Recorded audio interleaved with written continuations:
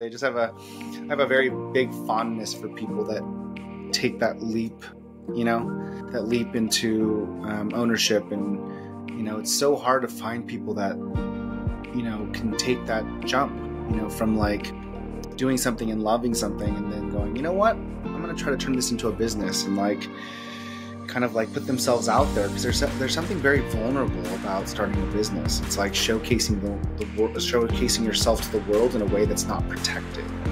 And the mask that we wear in society gets pulled away because everyone gets to see a little bit about you in a different light. And it's a representation of your brand for some reason, which is crazy to me, but it is. And so I love people that are willing to take that risk and do that because, secondly, not only are you taking a huge leap of faith to go start this business, and you're taking this huge leap of courage and trusting yourself to make that jump. Hello, you are listening to the Saltcast by Peisner Johnson, the sales tax people. And for the last 30 plus years, we have been providing sales tax solutions and peace of mind to everyone we talk to.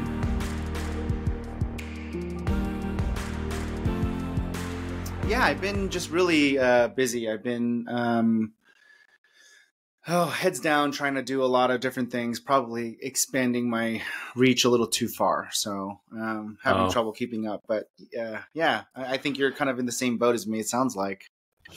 Yeah, it's just, it's a good busy, and it's like nerve-wracking. Yeah, totally. Make sure you're doing everything right. Totally. But I've seen you've been at a number of different shows promoting Owners Club. How's that?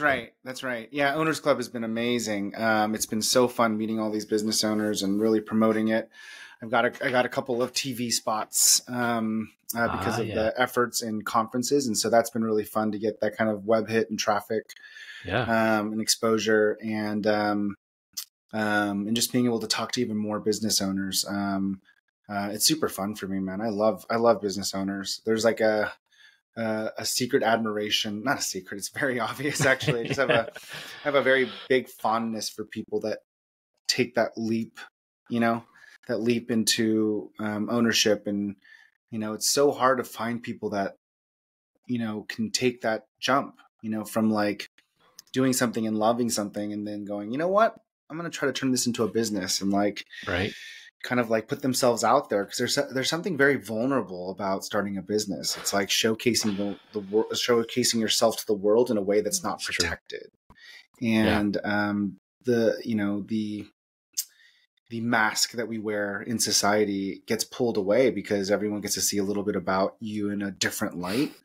And it's a representation of your brand for some reason, which is crazy to me, but it is. And so I love people that are willing to take that risk and do that because, secondly, not only are you taking a huge leap of faith to go start this business, and you're taking this huge leap of courage and trusting yourself to make that jump, even the small percentage of few that actually make that jump, very few actually make it. Like 85% fail in 5 years, 65% fail in the first year. I mean, the statistics are horrid, right? And so, it's just like at the same time, as entrepreneurs, people who jump into starting a business, if something fails, they typically are ready to jump at the next opportunity, right? They've got stuff cooking already.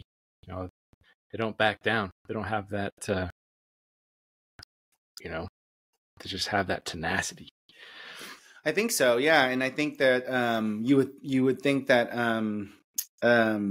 it would be enough to have, one of those experiences. But I think that, to your point, it's some sort of like internal thing, because it's like the people that start businesses keep starting businesses, so it's like, it's more than just a itch to scratch. It's like a need, and because a lot of people are serial entrepreneurs, right? They keep going after it, even if they fail or they have one, they go to the second, and so on and so forth. So, it's kind of interesting. I'm the same, but I'm always constantly looking like for the next thing. It's like, so what is the next thing? It's like, what is it? What do I love? what do I Yeah. really want to be a part of, and who am I? Like, what do I want to be a part of? I've been really fascinated with that sentiment of like, what's the next thing and who am I?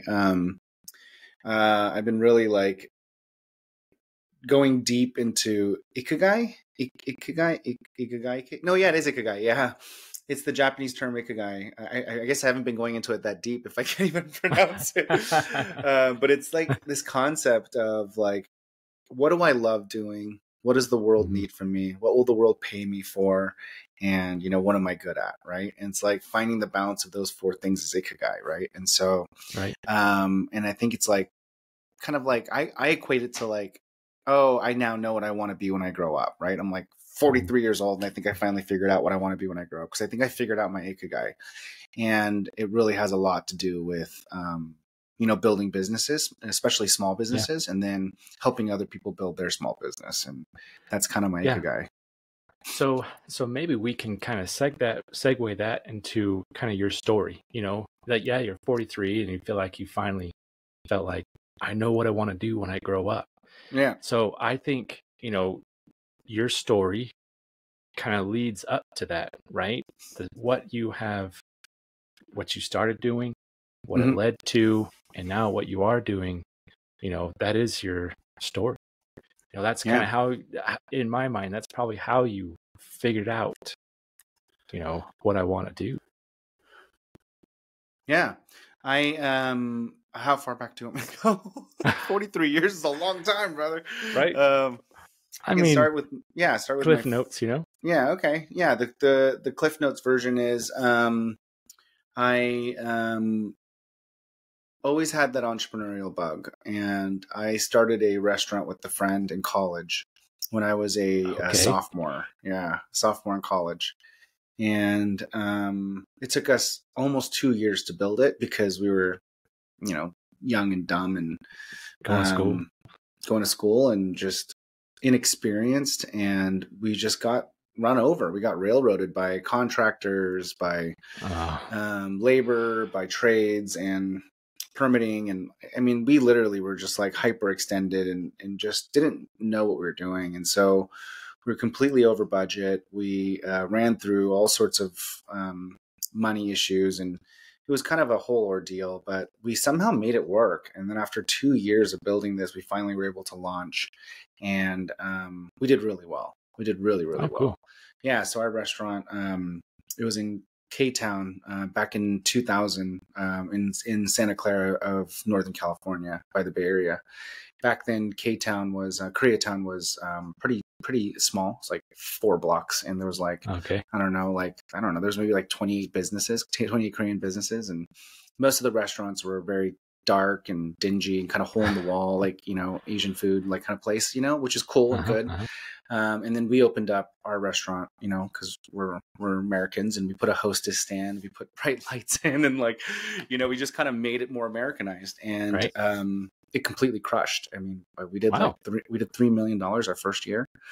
Yeah, it was crazy, and all of a sudden, everyone knew about K-Town, right? Because it was just like this big bustling thing, and we had American people coming to it, and it was like amazing, it was like this whole thing. And so then all of K-Town became bright and bubbly, and there's a hostess stand, and every restaurant in K-Town became Americanized. So, and then it sprawled out. So I can't claim that K-Town is my responsibility, but I did have a huge aid in creating the K-Town that you know of today in Santa Clara. Those 12 blocks, I definitely had a huge part in championing that. That is amazing. So yeah, does it still exist? It does not. Yeah, we sold it to a very fancy restaurateur. So she's like a 30-year veteran in Korea. She owned like 40 restaurants or something like that, and she retired. She sold it all, retired. She wanted to buy the biggest, best restaurant and kind of own it. And we were trying to teach her how to it doesn't matter. She basically bought it from us, and she ran it to the ground. I think that she just assumed it was the same because she's run businesses in Korea, and running a business in Korea is very different than running a business in the US. And it just, within a year and a half, I think it fell apart, and then it got sold to a grocery store. So now it's a grocery store. but Oh, it was really fun while it lasted. It was a really right? great business experience. It completely damaged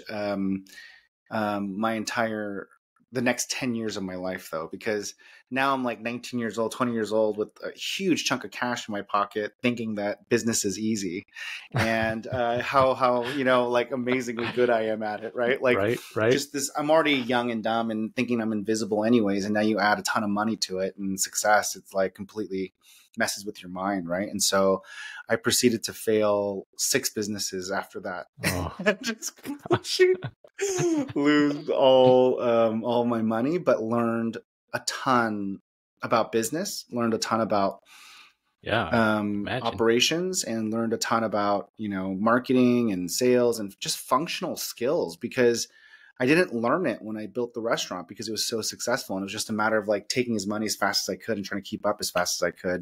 Right. And in hindsight, I look back and I'm so amazed that was successful, because most restaurants fail. Like 95% of restaurants fail in the first year. And so for that to be that big of a success was a huge anomaly. It was like a lottery ticket. And I just didn't realize it because I was so young. But yeah, and then it was really good because not only did I functionally learn a lot of skills through the rest of the failures, I also learned humility and ego, right? And so I was tempered and tampered actually, because I was both tempered, but I was also tampered down on my ego, and I was able to kind of have a lot more humility on how hard business is and how grateful you need to be when you have success, and understanding hard skills and how important they are, and understanding the difference between hard work and luck, and and all of those different things. And so it taught me a lot of humility and kind of grew me up, and that was really good because that has really helped me shape the rest of my career. And so as I've been building these businesses, I had to work at different places in between businesses, because obviously I would fail a bunch of businesses. Money needs to come from somewhere, and you can only get so many loans or venture investments. And so I got the opportunity to work at some really cool places. And so I was an early employee. I'm sorry. Before I did that, I was at Starbucks. So I worked at Starbucks for a little bit and helped them open a bunch of new stores. This is like part of their California expansion. So I was part of their California expansion and got to experience what it looked like to open new stores for a big retail company. I got to do a lot of fun things for Starbucks. Actually, I hired the first person with developmental disabilities without any subsidization from a nonprofit, government, or the company. So I did it fully cost effective within the business unit. That was a huge feat, and it was really fun to figure out how to do that. Did a campaign for Maria Shriver, the First Lady of California, around how to hire people with developmental disabilities and make money off of it. Oh, Which cool. sounds really terrible, but she loved it because her family, is like, they created Special Olympics, and they're really big. They're really big in the support space for developmental disabilities, and so got to work with her on her Talent Knows No Limit campaign, and was her consultant that got to talk to TGI Fridays, Nordstrom's, and like all these different, corporations on how to do this, how to incorporate them into the workforce without making it a charity case. And it's really good fun. Incentive. Yeah. Very, very fun. Yeah. So I got to do that. So I did a lot of fun things for Starbucks. And then I also got chosen to be their Got Milk model. So I don't know if you remember those Got Milk commercials from back in the day. Yeah, remember that? There's like 12 years. Got Milk was super big. Every month there was a new celebrity. Holy crap. 1 month they asked Starbucks to be it. And obviously Starbucks isn't a person. So they did an internal search, and out of like I don't remember, like 100,000 employees, I got chosen. What? And so I represented Starbucks in a Got Milk. Holy cow. I quote that like Got Milk all the time. And people younger than me, even slightly older than me, like don't even remember. Like, you don't remember those? Those were good. Those were good commercials. The Alan Burr one cracked me up all the time. Man. Gosh. But they, so I got to do that. So a lot of really random good experiences at Starbucks. And then learned a lot, right? Learned a lot about people management, expansion, go-to-market. Because I got to be a part of that kind of California rollout. So they had an agreement with Pete's where they weren't going to go into California for X amount of years. Once they bought the knowledge of how to roast coffee. And so that agreement fell off, and so they were expanding into California in a big way, and I was part of that big expansion. So I got to experience what that looked like. So And cool. then I also worked at Apple Retail when it first started. So I was one of the managers for Steve Jobs' store when he still lived. And so I was a store manager at Palo Alto Apple Store, and he was like, he would come in, once a quarter, or sometimes even once a month, and he would come in with, his children that, now everyone knows that existed, but back then no one knew existed.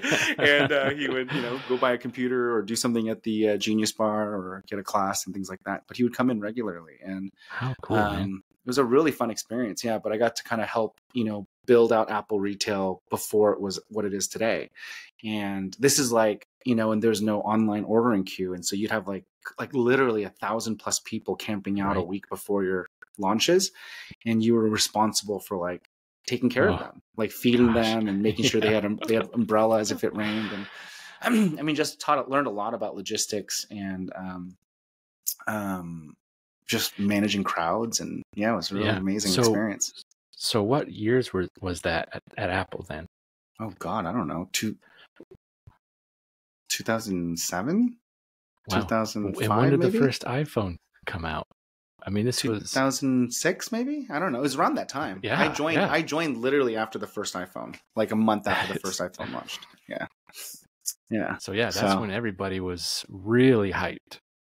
So it was bad. Yeah, it was bad. It was really, really scary because, Apple Retail completely innovated retail. I mean, now it's normal. Everyone does retail like Apple does. Like even banks are now doing retail like Apple does. Where you stand next to your banker. Like everyone's doing it like the Apple ways. But when Apple first launched the retail, it was so disruptive and innovative. Right? There's no lines. There's no queues. Right. It looked like a museum. You're interacting with the salesperson live in a setting. But in the beginning, it was scary because you would have, I don't know, 14 to 20 people per salesperson, all trying to like give you money because there was such a demand for Apple back then, right? And like people were screaming in your face, like, I'm trying to give you $6,000. Please take my money and give me a laptop. And they're literally screaming at you, and you're like, there's no lines or queues, and there's no counter to stop them from like pulling on your shirt. I would literally it was so unnerving because like my first day, people would literally yank on my shirt to help them to take their money. And I'm like, oh my God, this is like so weird. I'm like, I feel like I'm going to get mob attacked. It was a weird experience, very weird experience to have that kind of fandom and just kind of that experience. But yeah, I got to do that. That was a really fun experience. And then I worked at Phil's Coffee. I was early stage employee, joined when they had 2 stores, and then helped them open up 55 across the country in 2 years. Traveled a lot for that job. I can imagine. Yeah, and I was able to learn a lot about fundraising, about executive leadership skills, about recruiting. I learned a lot about recruiting. I mean, I was definitely a part of like a huge recruiting engine that, we had to recruit 1,000 people in a year to keep up with the store opening. So it was just like a whole mechanism, like to build this system that can recruit that many people. It's just like such a great experience. And I learned a ton, man. I learned a ton about just business and operations and a lot of technical skills I learned there. And then I also worked at Limelight Health. Same thing happened. Early stage employee. I think I was employee number 12 or 13. And same thing happened. I mean, within 2 years, we raised, 4 rounds of funding, just like Phil's, and scaled up super fast. And that one, I learned a lot of really cool operation skills. Was able to hire a mentor for me, an advisor.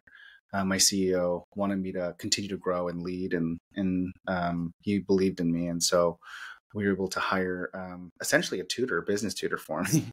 So we hired the former CIO of eBay, who was there from 1,000 employees to 10,000 employees.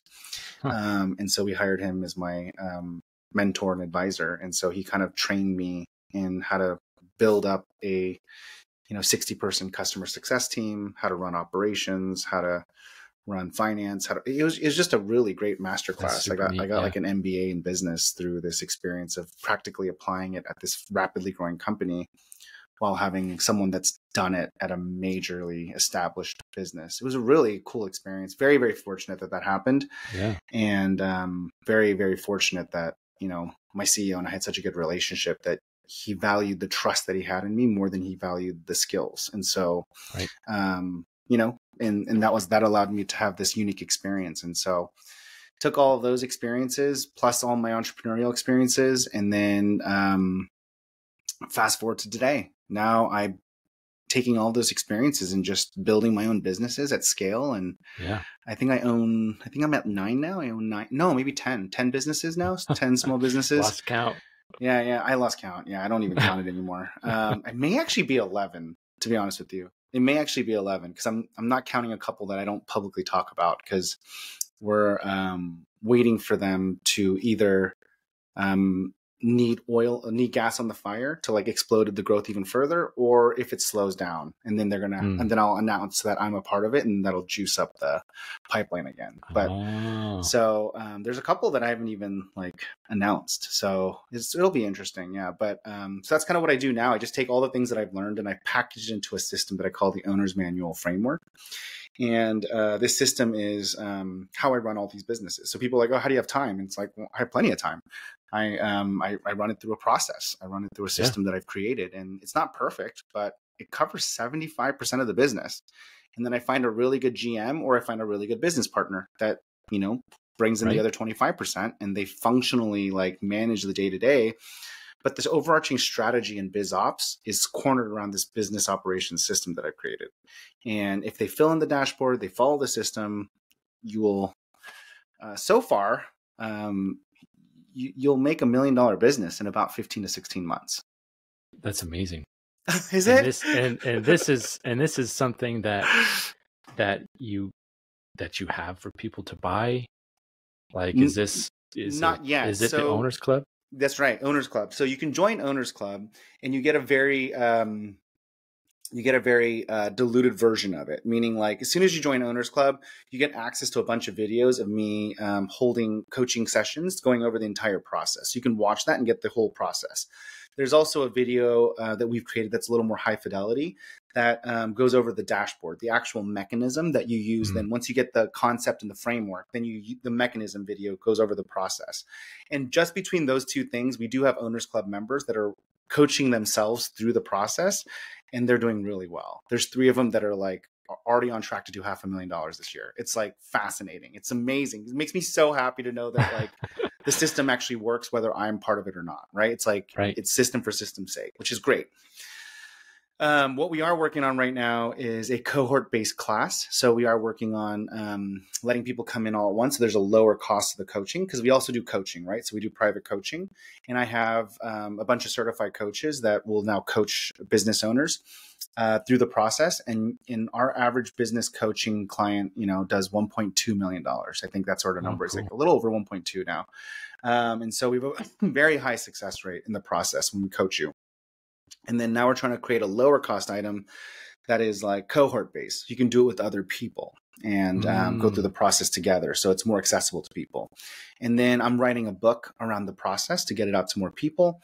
And that book will obviously be very low cost. It'll be, you know, like $19 or whatever, something like that. Whatever the business book pricing is, right? So I'm not looking to make money off of it. I just really want to get it out there, right? And then the book will come out, I think, early December. We should have that book out. And then once the book is done, the book will then allow me to create a high fidelity video course. And then the video course will be obviously low cost as well. And you could just watch it and go through it. But I am trying rapidly to get this inside of Owners Club and get it out into the world, because I feel like it's so unfortunate that so many business owners struggle with, you know, turning their passions into profits. You know, they love floral arrangements, so they start a floral shop. They love dog training, so they start a dog training business. And then they have no idea how to run a business. And the business just either consumes their life or they fail it. And it's like, hey, if you use this system, it will actually help you succeed, do more, and make money. It'll make you happier. It'll make you more money. It'll make your customers happier. Like, everyone wins if you just follow the system. And so I'm just trying to get it out to as many people as I can. But yes, to answer your question simply, join Owners Club. You get the 2 things that you need from coaching just by getting an Owners Club. One is you get the dashboard and you get the system. It's a diluted version of it, but you do get it. And then 2, you get accountability, which is what we offer in coaching. The coaching is we teach you the system and then we hold you accountable to it. And Owners Club is you basically learn the system through the access to the videos and the content, and then you hold yourself accountable through a network and community of other owners. Because we're constantly telling everybody what we're working on that week on Monday, Wednesday, and Friday. There's a whole system that I have that we prompt each other on. And so you're basically getting a very low cost self-guided coaching process by joining Owners Club. Yeah. So for $1,000 a year, essentially you are able to coach yourself and get the 2 aspects that we offer in private coaching, which is $2,500 a month. Right. So very, very diluted cost. Yeah. And you're probably part of a really great community. Amazing community. I'd say that it's not for leads exchange. I hate to say that because I know everyone, that's all business owners want. Can you give me leads? Can you give me leads? Can you give me leads? They're like, no, go somewhere else. Go to BNI. Go do something else. Like, we're not a leads exchange group. We're a values exchange group, but business does happen. I will say there's at least half a dozen members that have 100x their annual dues already. Within 3 to 4 months of us being in existence, some of them have made $60,000 to $100,000 already just in the Owners Club. Yeah. So it does happen. I'm not going to stop it from happening. I'm not going to stop from business happening, but it's not the point. The point isn't a leads group. It's, if you want a leads group, go join a leads group, right? This is a networking group where you should be able to share your wins, and your losses. So if something bad happens and you don't know how to handle it, like, you should be able to ask a question vulnerably and know that what's said in Owners Club stays in Owners Club. And you have other business owners that are like, been there, totally understand, talk to this person. They might be able to help you with that HR issue. Or, hey, I know this person. I didn't hire them because I found a better person, but you may want to interview them for your needs. They may be a good fit for you. Like, it's a great place to like help each other grow.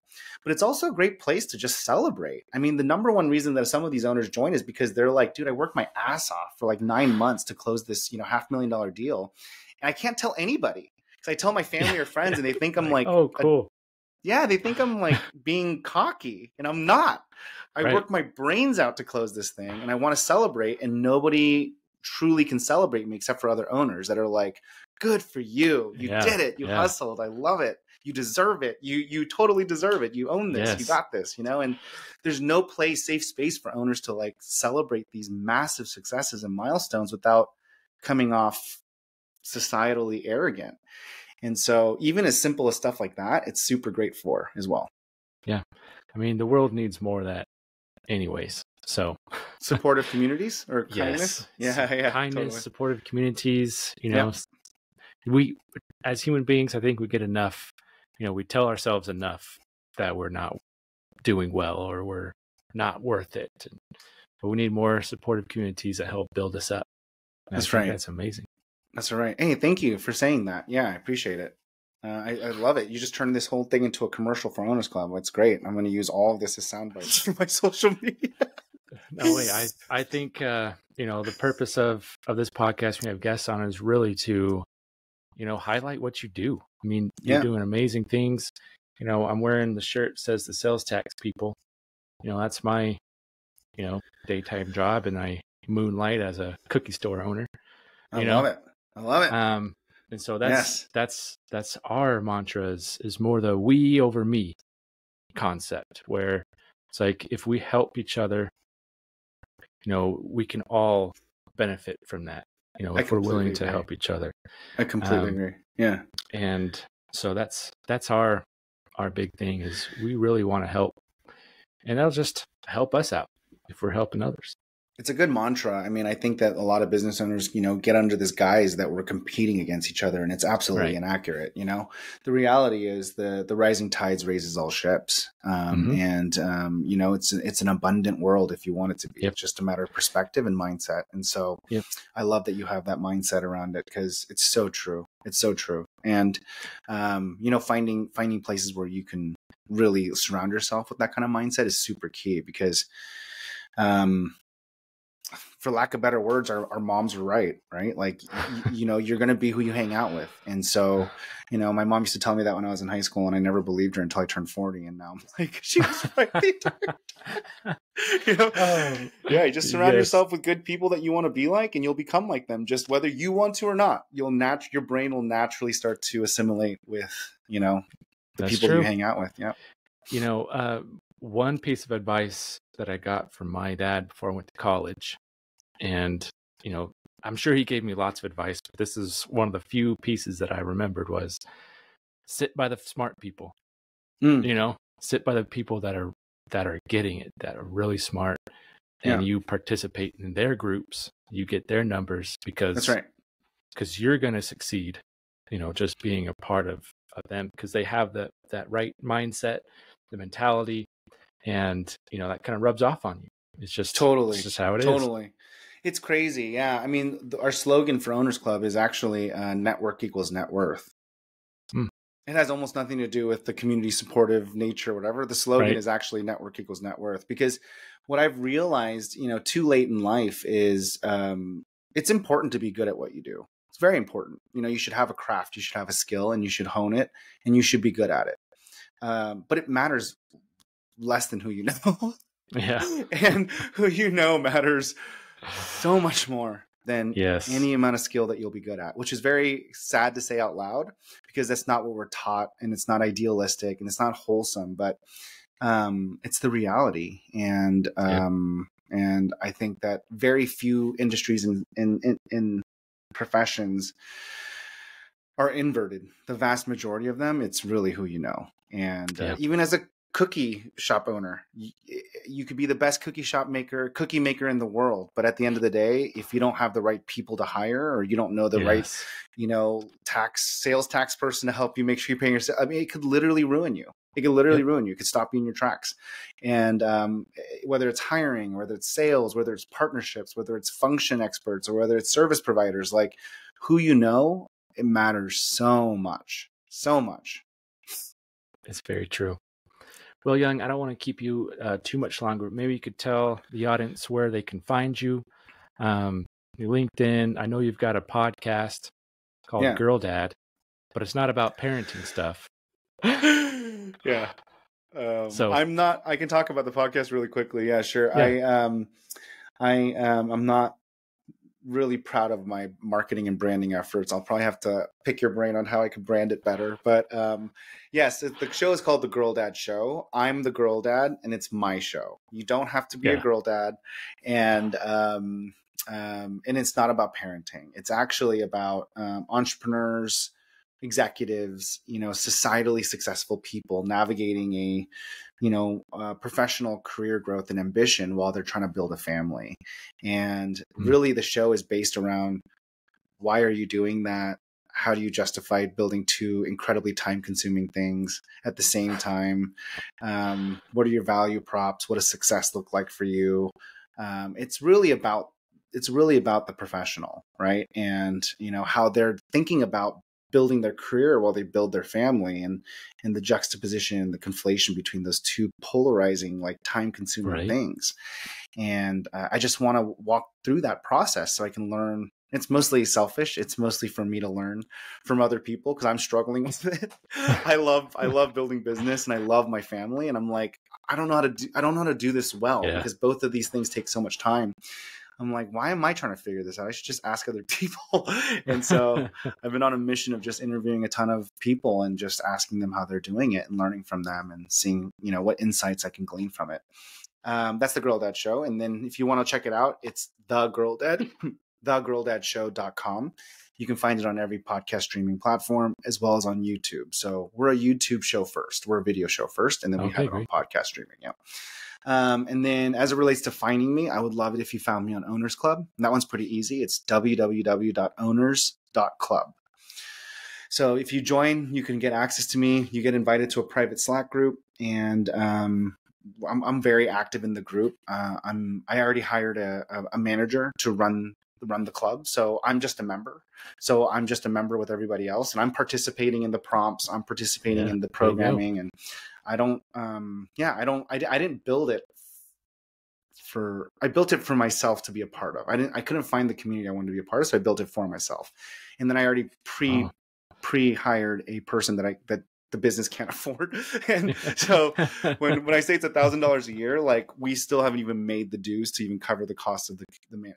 Anyways, long story short, my point being is it's a community for me. Like I really want to make friends, and I really want to be a part of a community of business owners that are growth minded and want to grow and learn together.